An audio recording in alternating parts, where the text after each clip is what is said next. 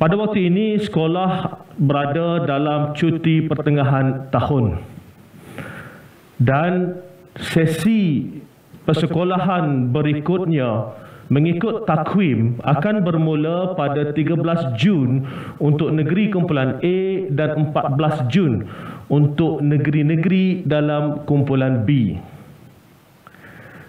Kemudian murid akan mengikuti pengajaran dan pembelajaran selama 25 hari persekolahan sehinggalah kepada cuti yang berikutnya, iaitu cuti pertengahan penggal yang bermula pada 16 Julai bagi negeri kumpulan A dan 17 Julai bagi negeri kumpulan B. Daripada tarikh tersebut bermula cuti pertengahan penggal sehingga 26 Julai untuk negeri kumpulan A, negeri kumpulan B dan 25 Julai untuk negeri kumpulan A.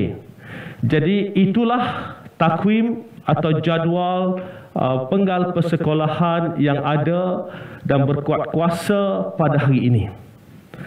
Memandangkan mengikut takwim ini, sekolah akan bermula semula pada 13 dan 14 Jun. Tentunya ramai ibu bapa yang tertanya-tanya, apakah pendekatan yang kita akan laksanakan untuk tempoh 25 hari persekolahan ini. Mengambil kira situasi semasa, Kementerian Pendidikan Malaysia telah membuat ketetapan bahawa untuk tempoh 25 hari persekolahan ini, kita akan laksanakan PDPR, iaitu pengajaran dan pembelajaran di rumah. Dan ketetapan ini juga diguna pakai untuk semua sekolah swasta, sekolah antarabangsa dan sekolah expatriate. Ini bermakna sekolah swasta, sekolah antarabangsa dan sekolah expatriate yang berdaftar dengan KPM perlu melaksanakan PDPR sepanjang tempoh ini berdasarkan takwim masing-masing.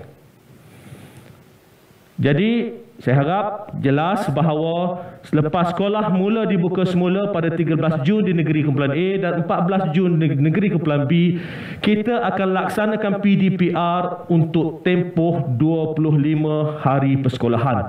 Jadi murid-murid belajar dari rumah. Kemudiannya tentu ada yang bertanya, apakah yang akan berlaku selanjutnya selepas ini, di mana selepas berakhirnya sesi cuti pertengahan penggal itu.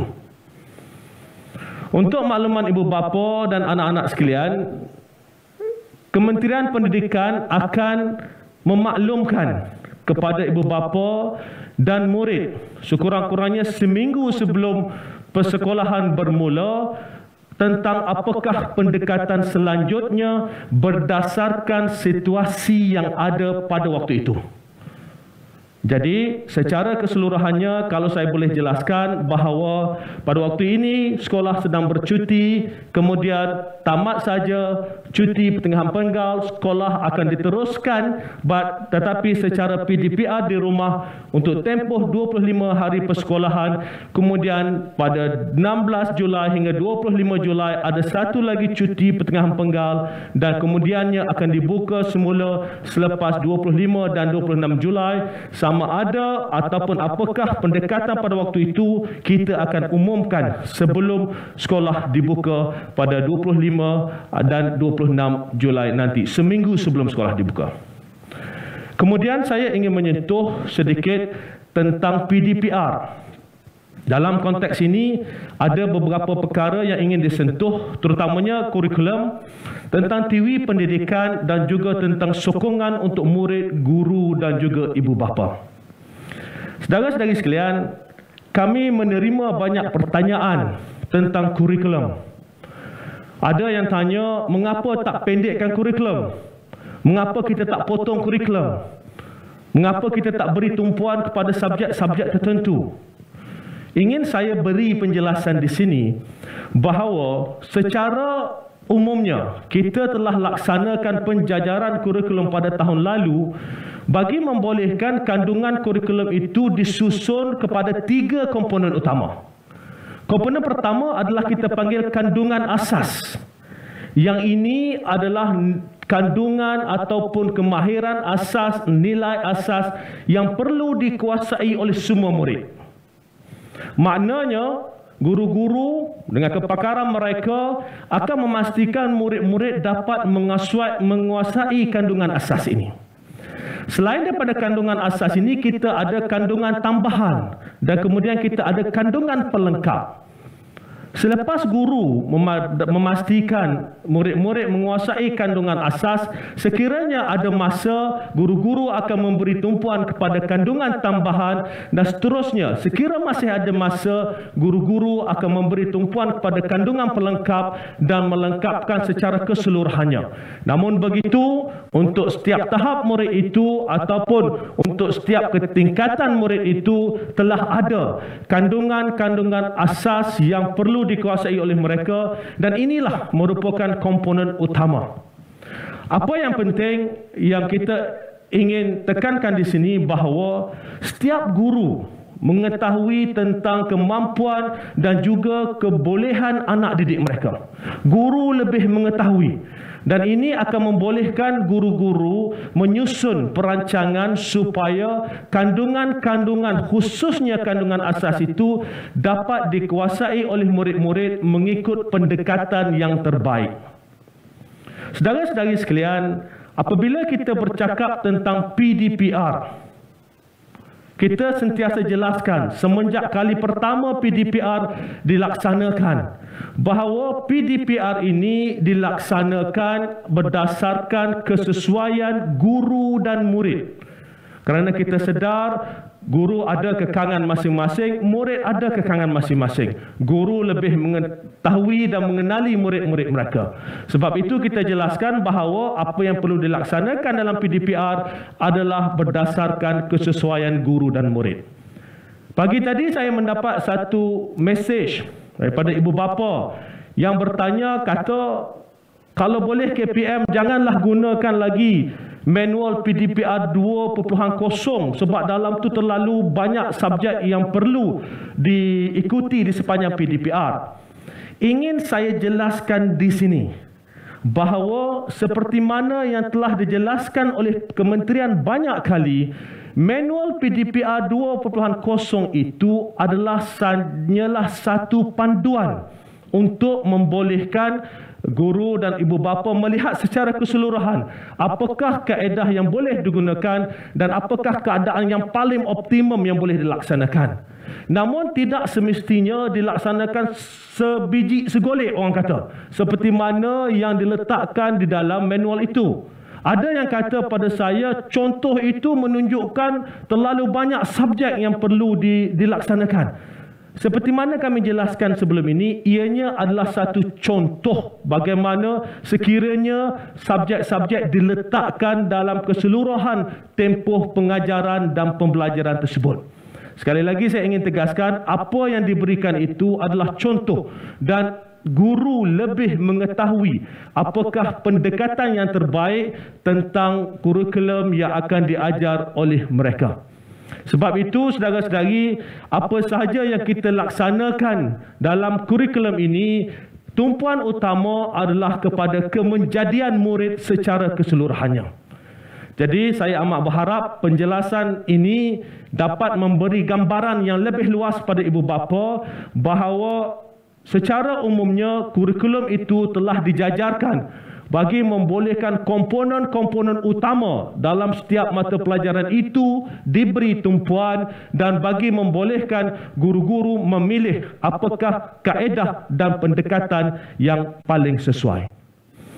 Seterusnya, berkaitan dengan TV pendidikan. Pertama sekali saya ingin menyentuh tentang didik TV. Saya masih ingat sewaktu Didik TV dilancarkan pada 17 Februari yang lalu dan kemudiannya kita buka sekolah, ramai yang kata dah buka sekolah baru nak buat Didik TV. Saudara-saudari, pada waktu itu kami di kementerian telah menilai keadaan semasa dan kita melihat bahawa kita perlu bersedia. Kita perlu bersedia kerana kita tidak tahu apakah perangainya, apakah failnya COVID-19 ini. Kita tak tahu, mungkin kes akan meningkat pada bila-bila masa. Kita tak tahu, mungkin kita perlu kembali kepada PDPR. Sebab itu pada waktu itu kita cukup committed bahawa kita perlu laksanakan TV Didik ini secepat mungkin bagi memastikan kita meletakkan Didik TV ini pada platform yang baik, dan sekiranya berlaku lagi PDPR, kita dapat gunakan sepenuhnya TV Didik ini untuk memastikan murid-murid yang tidak dapat akses kepada internet sekurang-kurangnya mempunyai kaedah yang lebih dekat pada mereka bagi membolehkan mereka dapat turut bersama belajar dan mendapat pengajaran dan mengikuti pengajaran dan pembelajaran dari guru-guru yang berpengalaman dan juga guru-guru yang mampu menyampaikan konsep-konsep dalam kaedah yang lebih mudah. Jadi insya-Allah kita akan teruskan Didik TV ini dengan 15 jam waktu siaran setiap hari. Selain daripada itu, TV pendidikan kita juga bersama OK TV, bersama TV OK dan juga bersama Astro Tutor TV akan diteruskan seperti mana biasa. Jadi insya-Allah kita lihat dalam tempoh ini sokongan yang kita adakan untuk PDPR ini semakin hari semakin baik. Saudara-saudari sekalian, seterusnya saya ingin menyentuh tentang sokongan untuk guru, murid dan juga ibu bapa serta penjaga. Pertama sekali kita tahu di sepanjang tempoh ini kita lihat bagaimana murid-murid dan guru-guru terpaksa melalui satu tempoh yang sukar. Dan ada di antara mereka mungkin memerlukan sokongan dalam konteks kaunseling. Dan ini kita akan terus laksanakan. Selama ini setiap sekolah mempunyai guru-guru kaunseling yang akan membantu murid-murid dalam apabila mereka menghadapi kesukaran atau perlu merujuk kepada pihak sekolah dalam suasana ataupun dalam keadaan tertentu. Guru-guru juga mempunyai ruang untuk melalui proses kaunseling jika diperlukan. Selain daripada itu, kita ada juga konsep bimbingan rakan sebaya. Dan inilah yang banyak membantu kita di sepanjang tempoh yang sukar ini. Kita lihat bagaimana ibu bapa sesama mereka berbincang bagaimanakah pendekatan yang boleh dilaksanakan bagi menambah baik PDPR anak-anak mereka di rumah. Ada yang ibu bapa yang membantu antara satu sama lain. Begitu juga di kalangan pelajar. Dan kita akan sentiasa kukuhkan bimbingan ataupun sokongan rakan sebaya ini dalam tempoh pelaksanaan PDPR ini. Seterusnya, tentu ramai yang bertanya tentang latihan guru ataupun kursus untuk guru-guru. Seperti mana yang kita telah laksanakan, kita akan terus tingkatkan latihan serta kursus untuk guru-guru, terutamanya dalam konteks PDPR, termasuklah dalam konteks kemahiran dalam ICT dan pendigitalan. InsyaAllah dari semasa ke semasa kita akan terus tambah baik latihan dan kursus untuk guru-guru dalam konteks ini. Kemudian tentunya ibu bapa tertanya-tanya, ya, kalau ada apa-apa tentang PDPR ini selain daripada cikgu, siapa lagi kami boleh hubungi? Ya, ibu bapa boleh berhubung langsung dengan pihak sekolah bagi memastikan sekiranya terdapat isu-isu tertentu yang ingin disampaikan, boleh disampaikan pada guru, boleh disampaikan pada pihak sekolah. Di peringkat kementerian, kita telah maklumkan pada sekolah supaya mengambil kira pandangan, mengambil kira maklumat yang diberikan oleh ibu bapa ini dalam memastikan kita terus dapat menambah baik PDPR di sepanjang tempoh ini, dan mungkin juga sekiranya kita terpaksa melaksanakan PDPR dalam tempoh-tempoh yang akan datang. Saudara-saudari sekalian, seterusnya, ini yang ramai duk tanya tentang inisiatif cerdik, iaitu projek rintis peranti, di mana kumpulan sasarnya adalah 150,000 murid B40. Ada yang tanya setakat mana dah? Senyap je kementerian tak bagi apa lagi? Untuk makluman saudara-saudari, dalam inisiatif ini kita di peringkat kementerian ianya dilaksanakan melalui program cerdik di mana sekretariatnya adalah Yayasan Hasanah. Dalam konteks ini, murid akan menerima komputer riba dan juga menerima akses kepada internet untuk tempoh setahun. Apakah perkembangannya? Di sini adalah perkembangannya.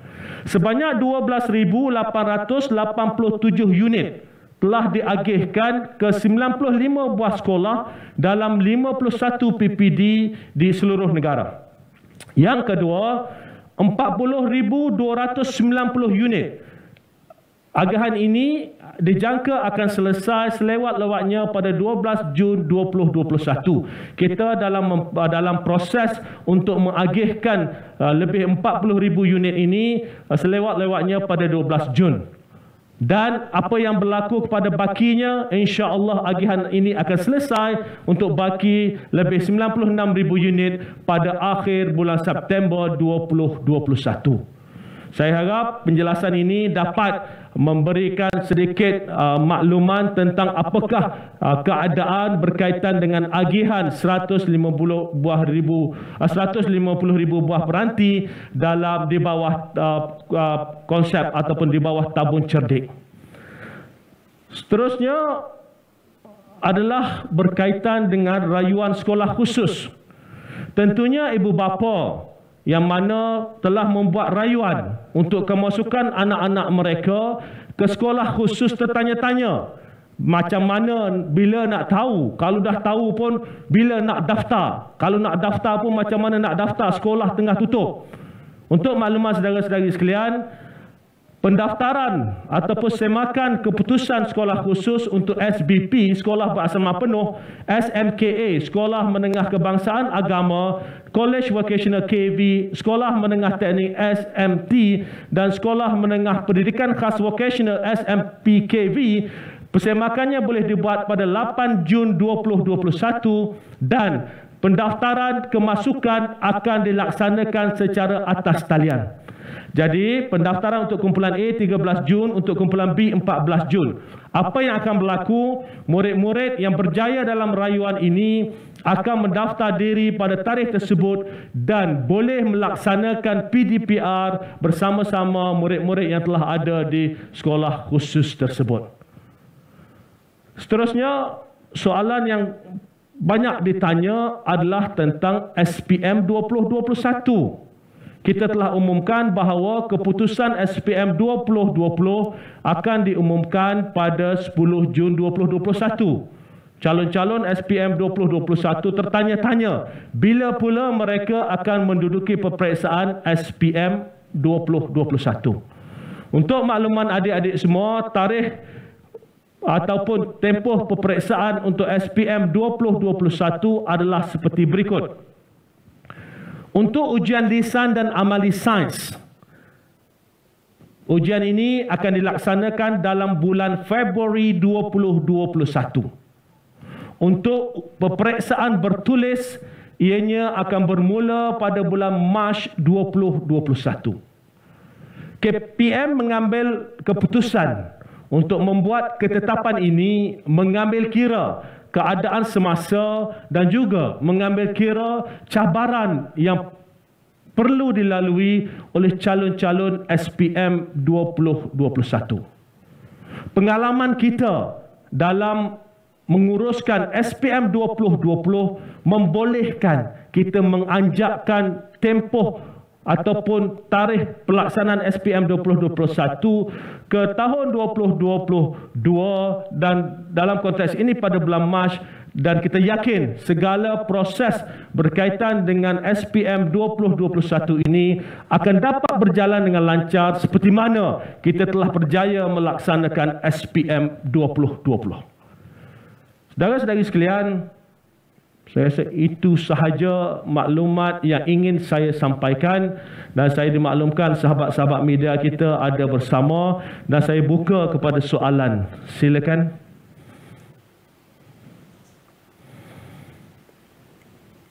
Kalau ada nak tanya, silakan. Boleh angkat tangan. Okey, Fahmi Azril, Berita Harian. Silakan Fahmi. Ya, betul. Datuk, soalan saya berkenaan dengan kaedah PDPR membabitkan murid berkeperluan khas.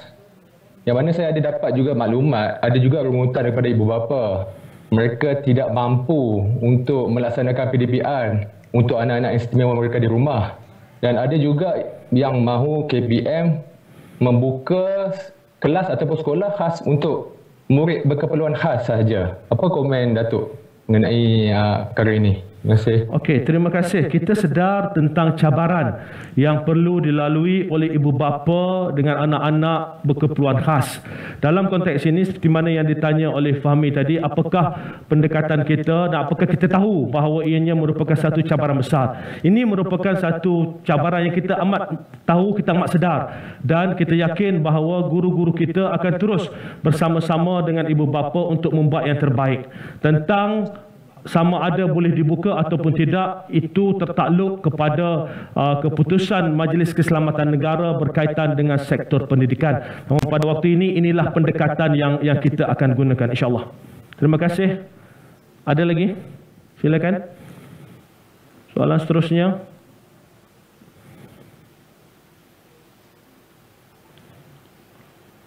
Ada? Tak ada soalan? Ada lagi anyone? Semua dah jelas, ya? Okey. Tivia from Bernama, silakan. Tivia. Silakan. Nak tahu status vaksinasi untuk para guru. Okey, status vaksinasi untuk para guru. Satu soalan yang cukup baik. Untuk buat masa ini, saya dimaklumkan sekurang-kurangnya ataupun lebih 70,000 orang guru telah menerima sekurang-kurangnya 1 dos. Dan dalam tempoh ini, insya-Allah kita tahu bahawa sekolah tidak akan dibuka dalam tempoh sehingga akhir bulan Julai, dan saya telah berbincang dengan Menteri Penyelaras Program Imunisasi COVID Kebangsaan, Saudara Khairi Jamaluddin. Kita akan usahakan supaya dalam tempoh ini kita dapat tingkatkan imunisasi untuk guru-guru di bawah KPM. Terima kasih. Ada lagi?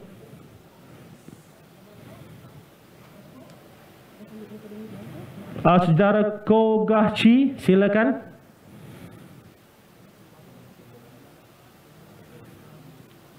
Ada? Tadi angkat tangan tu. Saudara Kogahchi. Tak ada? Masyarah utusan. Datuk Seri? Yep. Macam mana dengan ada tak sebelum ni KPM buat penilaian terhadap keberkesanan PDPR tu? Adakah di peringkat baik atau macam mana? Okey, tentang keberkesanan PDPR ini kita dah lihat. Dia apa yang kita dapati ada dalam konteks tertentu yang pelaksanaan cukup baik. Dia berbeza. Dalam pelbagai konteks ini dia berbeza. Dan apa yang kita laksanakan adalah berdasarkan pengalaman lalu, sebab itu saya katakan tadi sokongan-sokongan ini kita akan terus tingkatkan bagi memastikan PDPR itu kualitinya dapat terus ditingkatkan, ya. Ini konteks PDPR ini kita kena lihat berdasarkan situasi yang dihadapi oleh guru dan murid. Pertama sekali dalam konteks akses. Ada guru-guru yang melaksanakan PDPR secara atas talian, di mana hampir keseluruhan murid-murid kelas mereka dapat mengikutinya. Ada secara guru-guru yang menggunakan pendekatan yang berbeza. Ada yang pakai WhatsApp dan sebagainya, di mana murid-murid melaksanakan tugasan, berbincang dan menghantar balik pada guru. Jadi pendekatan itu berbeza-beza berdasarkan kesesuaian guru dan murid. Namun secara keseluruhannya, di peringkat awal dahulu, sewaktu PDPR pertama kali diperkenalkan pada bulan Mac 2020, guru-guru dan murid masih agak kekok. Namun setahun berlalu, masing-masing telah